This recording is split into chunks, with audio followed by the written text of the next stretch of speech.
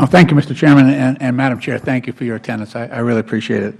My favorite topic is actually market structure, and I'm happy to see that in a number of let me slide over this way so I can see you. That in your testimony you raised some concerns that I share. I recently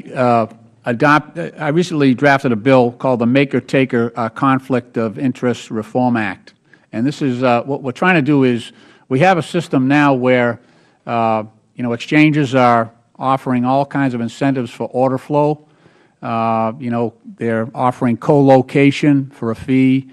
They're offering special order types that will allow traders, brokers to get to the top of the queue.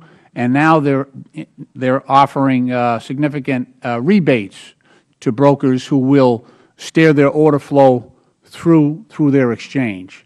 And the thing I worry about is that the brokers, in some cases, not all cases, are chasing order flow and chasing those rebates instead of acting in the best interest of the investor. And I think that's very, very important for retail investors and pension funds, things like that.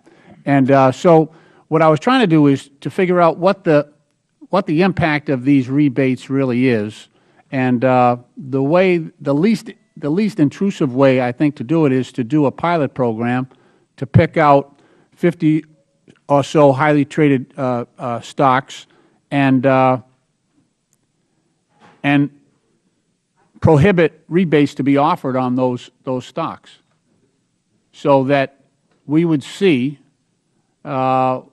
Obviously, if brokers are trying to chase rebates, we would see a lot of activity in the stocks that carry the rebate, and we would see far less activity in those that don't carry the rebate. I'm wondering if the SEC is considering anything like that, where we could try to realign the interest of the broker with the interest of the investor. Very much so. I mean, the maker-taker compensation model is very much in the core of what our market structure review folks are looking at. I mean, a pilot is a possibility to be able to sort of come to grips with that issue. It's a complex issue. Oh, yeah. I mean, it's a very complex issue.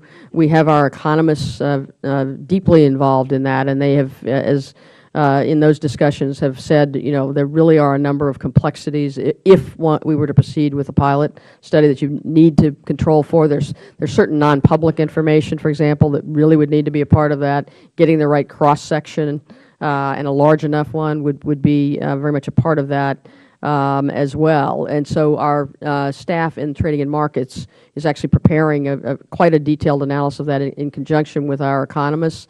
It will undoubtedly be on an early agenda for our Market Structure Advisory Committee, which is a cross-section of experts and perspectives to give their feedback on it. But we really do think is that the committee with the 17? I think it's 17. I think it is 17. Okay. I think it is 17. I think the first meeting is I would like to see some of the May folks 13th. Yeah.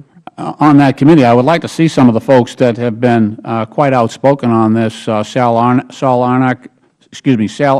Saluzzi, Chaim Bodek. Those are all real smart fellows that have been dealing with this high frequency. They probably don't want to serve on it, but I'd just like to see some people who are publicly suspect of this whole the high-frequency trader advantage. And clearly our intent is to get that balance in those different perspectives, and to the extent someone may not be on the committee that has perspectives and expertises, I mean, there are more than 17 quite expert representatives.